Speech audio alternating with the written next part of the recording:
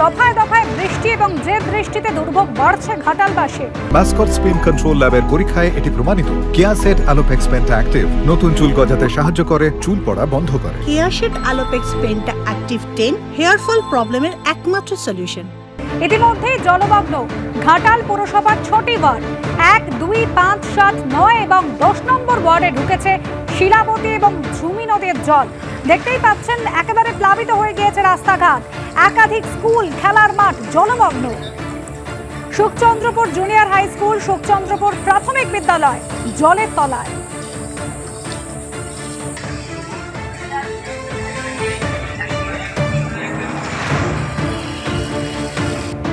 আবহাওয়ার দিকে নজর দেব। উত্তর বঙ্গোপসাগরে তৈরি হয়েছে নতুন নিম্নচাপ, যে কারণে বৃষ্টি হচ্ছে। আগামীকাল এবং রবিবার দক্ষিণবঙ্গের 7টি জেলায় বৃষ্টির সম্ভাবনা রয়েছে।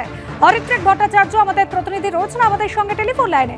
অরিত্রিক, নিম্নচাপের জেরে ভরাভাদ্র বৃষ্টি।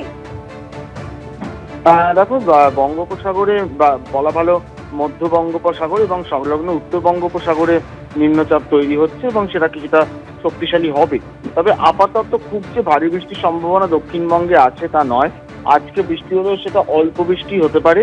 আগামী কালকে বৃষ্টির পরিমাণ কিছুটা বাড়তে পারে, তবে মূলত আংশিক মেঘলা আকাশ, কোথাও পরিষ্কার আকাশ, এই পরিস্থিতি বজায় থাকবে।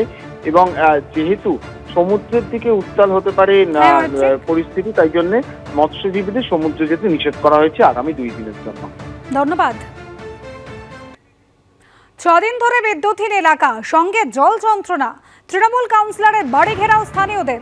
দক্ষিণ 24 পরগনার মহেশতলার 18 নম্বর ওয়ার্ডে বিক্ষোভ। দ্রুত সমস্যা সমাধানের আশ্বাস দিয়েছেন তৃণমূল কাউন্সিলর।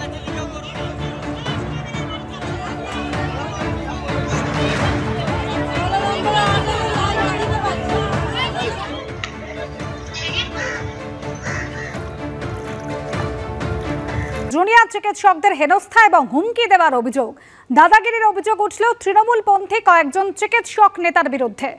আরজিকর কাণ্ডে মেদিনীপুর মেডিকেল কলেজেও জুনিয়র ডাক্তাররা প্রতিবাদে সরব হয়েছিলেন।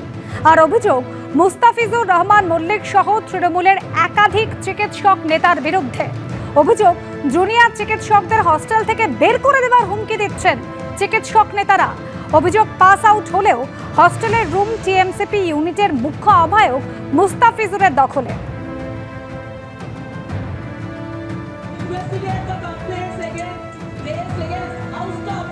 আমার যে হোস্টেল আছে, যার নামে সব থেকে বেশিবার করে আলোচনায় উঠে আসছে মুস্তাফিজুর রহমান, এখানে আজ থেকে 3 বছর আগে সে পাস আউট হয়ে গেছে। তা সত্ত্বেও আমাদের হোস্টেলের এখন একটা রুম দখল করে নিয়ে বসে আছে। সে এখন পার্টিগত দেখতে গেলে একটা টিএমসিপি ইউনিটের হেড বা কিছু, যাই হোক আমি জানি না।